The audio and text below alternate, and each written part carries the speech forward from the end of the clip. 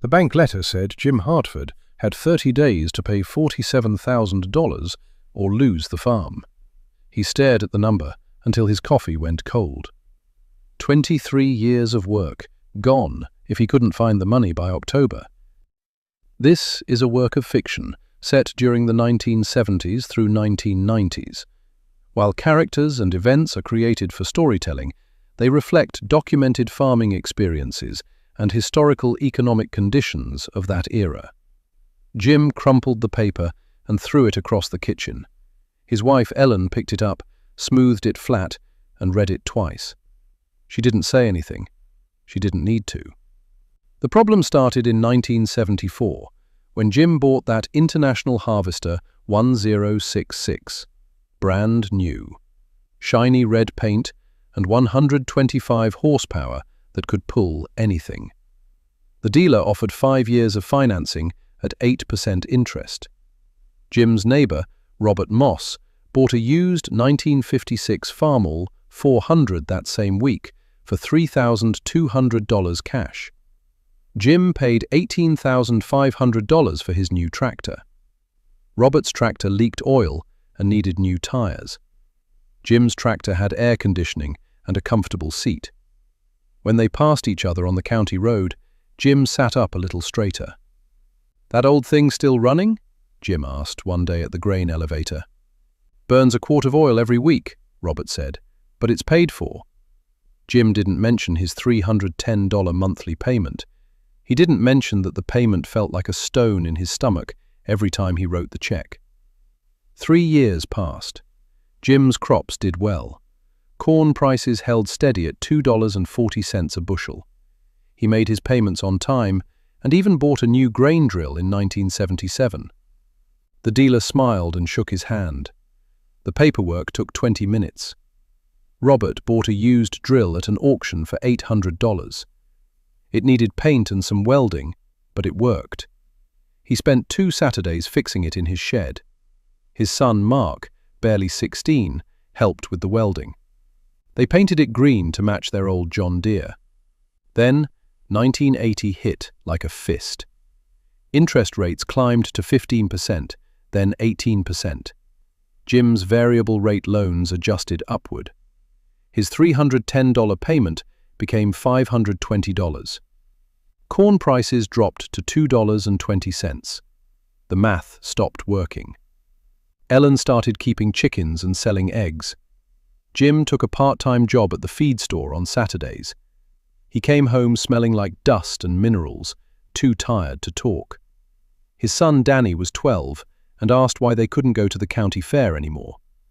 "Money's tight," Jim said. "Is it because of the tractor?"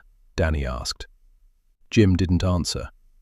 Robert's expenses stayed flat. No loan payments, no interest adjustments.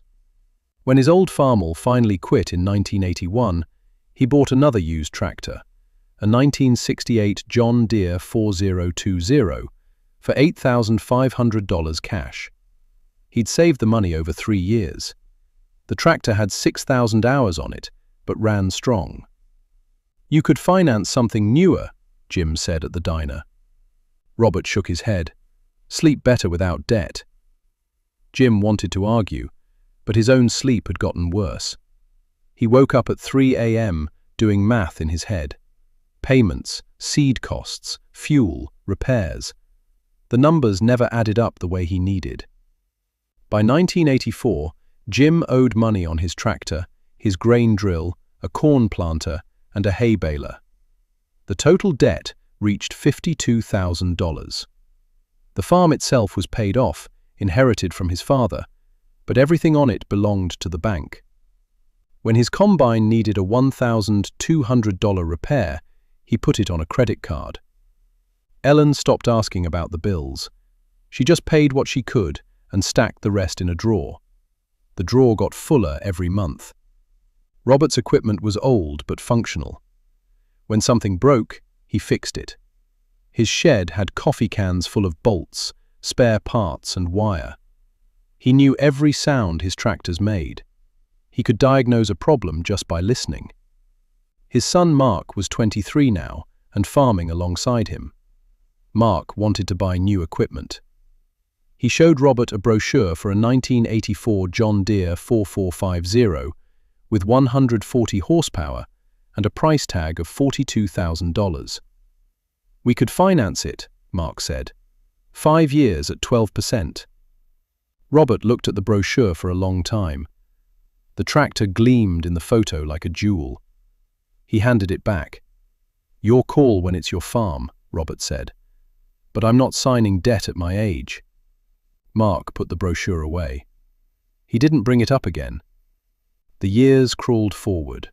Jim refinanced twice, stretching payments over longer terms to make the monthly numbers smaller. Each refinance added fees and extended the pain. By 1987, he'd paid over $60,000 on equipment that was now worth maybe $25,000 used. His son Danny turned 19 and joined the army. He said it was for college money, but Jim knew better. Danny didn't want to inherit debt. He didn't say it, but Jim saw it in his eyes the day he left. Ellen hugged Danny at the bus station and cried into his shoulder. Jim shook his hand and tried to smile. The bus pulled away in a cloud of diesel smoke. Then came the letter in 1988. The bank wanted their money. Commodity prices had crashed. Corn sat at $1.85 a bushel. The farm lost money 2 years running. The bank's patience had run out. Jim sat at the kitchen table with Ellen and looked at their options. Sell equipment and take the loss. Sell land. Declare bankruptcy. Every choice felt like failure. "What about Robert?" Ellen asked. "What about him?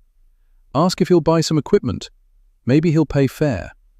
Jim's pride hurt at the thought, but pride wouldn't pay the bank. He drove to Robert's farm the next morning. The old farmall sat in the barn, still leaking oil. Robert was greasing a planter. "Need to sell some equipment," Jim said. "Wondered if you'd be interested." Robert wiped his hands on a rag. "What are you thinking?"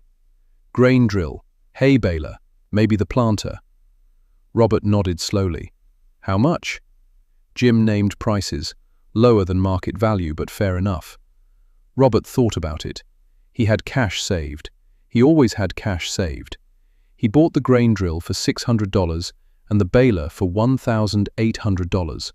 He didn't need the planter. The money helped, but wasn't enough. Jim sold his newest tractor, the one he'd bought in 1985, to a dealer for $14,000. He still owed $19,000 on it.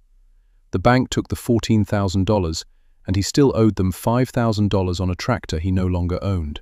He sold 40 acres of his land to cover the rest. The land his grandfather had cleared with mules. The land his father had farmed with a Farmall H. Gone to pay for machines that were already wearing out.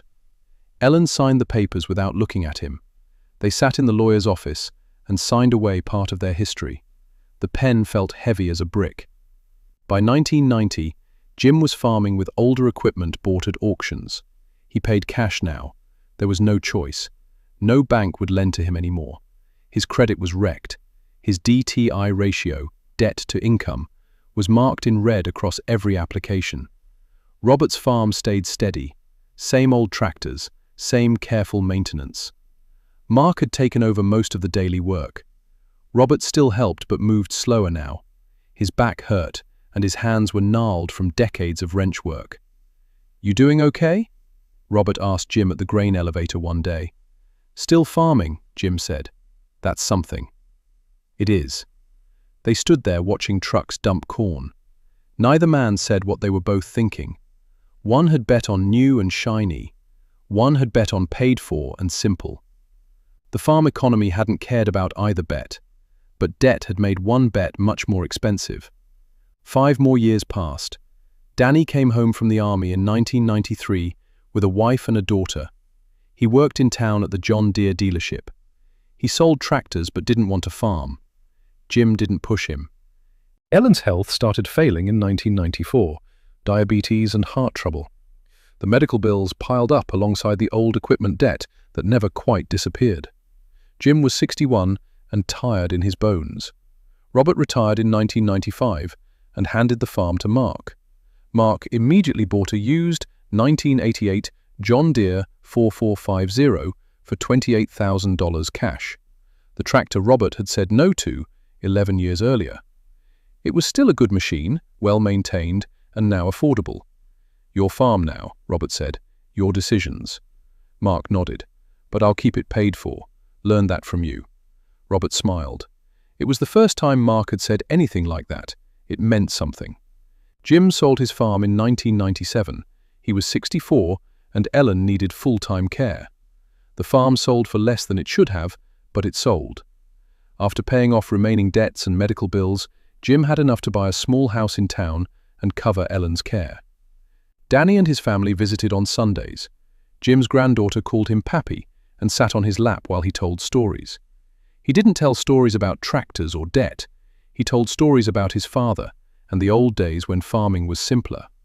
20 years after that bank letter, Jim sat on his porch in town. He could see the water tower and hear traffic on Main Street. Ellen had passed in 2003. Danny worked his way up to sales manager at the dealership.